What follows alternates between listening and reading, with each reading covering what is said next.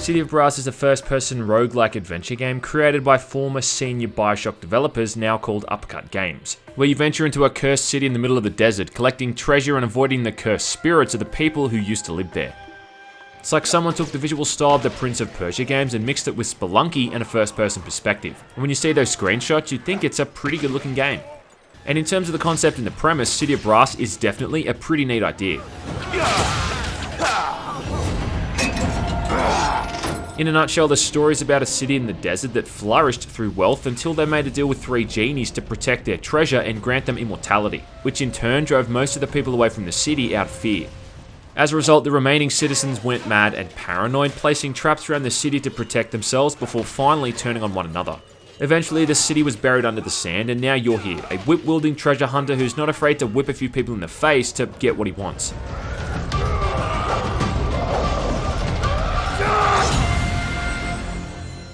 Along the way, you'll encounter lots of genies, some hostile but most benevolent, and you can buy new gear and upgrades for your player along the way to improve your chances of success. Get killed, however, Sonny Jim, and you lose it all and start from the beginning.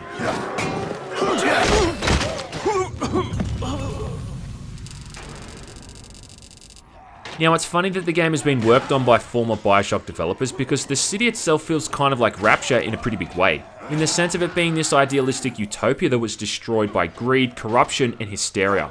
Also, the way that sand pours down a lot of the walls in some of the areas, indicating the desert is coming back to reclaim the city, much in the way that water could be seen leaking from a lot of surfaces in Rapture. The game even has its own interpretation of the Weeping Angels from Doctor Who, and anyone who knows me knows I love me some Doctor Who and those creepy ass Weeping Angels. Now, I almost wasn't going to do this video because I still think the game is kind of unfinished and needs a bit more work. But then I saw the IGN review, which misses the point of the game entirely, and complains more about the difficulty they're having with it personally than the problems the game has fundamentally. At one point they even complained about the traps killing them. It's like, bro, that's the whole point of a trap. The clue is in the name. Then again, these are the same so-called gaming journalists who complain about the alien being too intelligent in Alien Isolation. You serious? Anyway, I digress. Look, yes, the game is hard, no shit. It's taken influence from games like Spelunky, and if you've played that game, you'll know it'll chew you up and spit you out without a second thought. I'm a huge fan of Spelunky and other roguelike games like Rogue Legacy and Risk of Rain, so this kind of thing is right up my alley. But sadly, there's a few problems with this game, and if it had have still been in early access, then this is the kind of thing that would be understandable and expected. But if you're going to charge full price for a game and claim it's finished, well, these are some of the things you don't really want to see. Now, some of these problems I have are admittedly subjective. For starters, I think the movement speed just feels way too slow for this kind of game. The running speed by default is what you'd expect the walking speed to be in a similar game. For some reason, the shift button doesn't sprint, instead it's actually used to make your character walk, moving even slower. And I can't think of a single time you'd ever want to walk in this game. This is probably my biggest issue with the game, as it just makes it tedious to get around. There's a power-up you can get which increases your movement speed, and the speed increase from this power-up feels like what the basic movement speed should have been to begin with.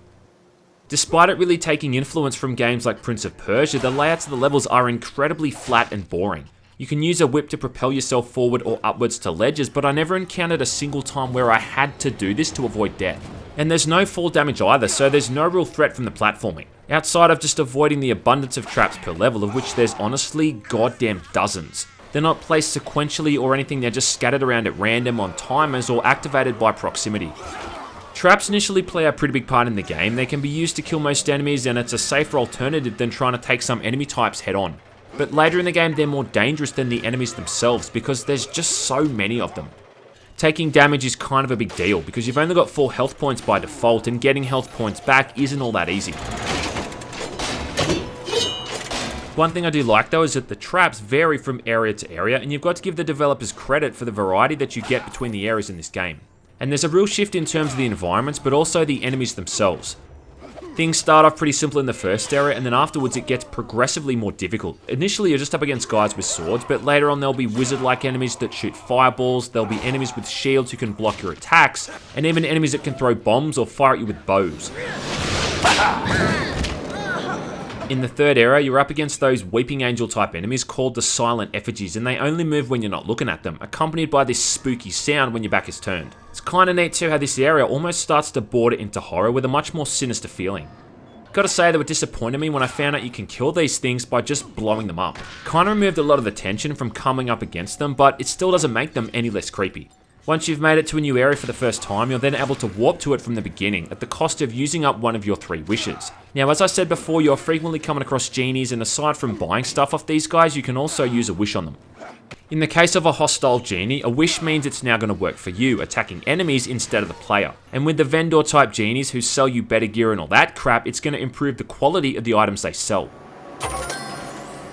The thing is though, once the wishes are gone, they're gone for good. If you're warping to an area, it's going to cost you either 1, 2 or 3 wishes outright depending on how far you're going. It'd be like the level warp in Super Mario Bros. Taking away all your lives. But I get why they've done this, because if you could warp to the last area with 3 wishes, it would obviously make the game way too easy. So what it does is encourage playing from the beginning and rationing your wishes more carefully. At the heart of the gameplay is the combat though, and I think this is probably one of the weakest aspects. The worst part of this is the hit detection, which is just so inconsistent.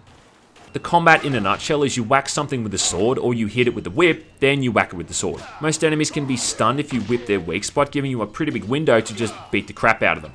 I've seen some people comparing this to Dark Messiah of Might and Magic, which is kinda stupid. Yes, it is first person melee combat, but that's about where the similarities start and end. You can dodge left, right or backwards, but for some reason not forwards. I mean, it's not like that would have come in handy when dodging traps, would it? Sarcasm. But there's no kind of block or parry system. I mean, you just whip something, then hit it, and maybe repeat it 2 or 3 times until that thing is dead. Having said that, I don't want to make it sound like the combat's not fun though, because that's not really the truth. The combat can be really enjoyable. The levels are just full of things you could throw at enemies. Lanterns which shatter and ignite everything nearby, or bombs. And the game's got its own equivalent of red barrels. Conveniently placed lanterns that blow up everything in their near vicinity. In the latest stages, you can throw this vase that weakens enemies to the point that a single hit's going to finish them off. So I mean, it is kind of developed in some ways, and it's just not kind of developed in others. But that's not the problem. The problem is the amount of times the whip or the sword just goes right through enemies, and it's really frustrating.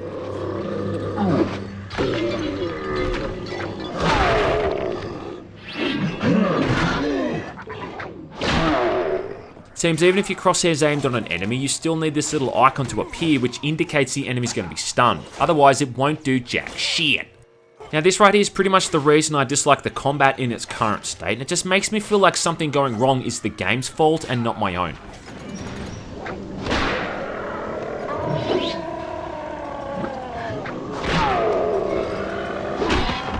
Now you can actually pretty easily avoid most enemies if you want to and go straight for the exit, but you're bypassing a lot of the treasure and upgrades as a result. And look, it really shouldn't come down to that in my opinion.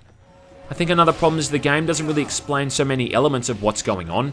Like, I only found out you can whip back certain enemy projectiles with your whip, which I found out during the first boss fight. But then for some reason, on certain enemies, it doesn't work. Like a lot of these roguelike procedurally generated games, luck also plays a fairly big part in how well you do. Some of the items you come across really make the game much easier. One of the upgrades for the whip, for instance, ignites enemies with a single hit, essentially killing everything in a single hit. But you might go through a dozen playthroughs without ever coming across one of these. What I think's most annoying is when you can't find any genies to spend your money on and you're walking around with like 5,000 or 6,000 gold. And I think the solution to that is just to put a genie at the start or the end of every single level. Lastly, there's a ranking up system whereby each time you level up, you get a better item as a starting loadout, like you might get a better sword or a whip, which might have actually given the game some sense of permanent progression. Except as soon as you quit the game, the loadout is reset to the default, making this mechanic pretty much useless, unless you're going to try to beat the whole thing in one sitting. And you know what hurts the most about all of this? Is that I really think it has the potential to be a really good game, but right now it's just still full of half-baked ideas and mechanics that still need tweaking.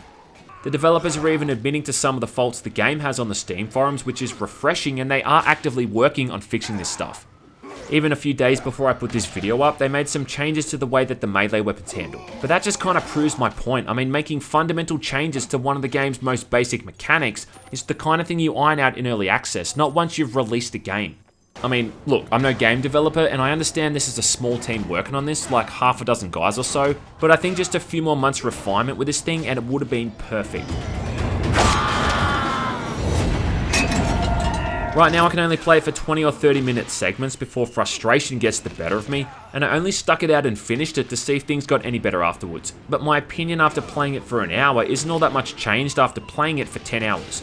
Also, Uppercut Games, fire your goddamn marketing department because they've done a fucking horrible job at promoting this thing. I'd say keep your eye on this one. If you haven't already got it, then check back in a few months after the inevitable patches that follow, because there is a good game here, just buried under all the myriad of problems and frustration. But Rome wasn't built in a day, as they say, and neither is the City of Brass.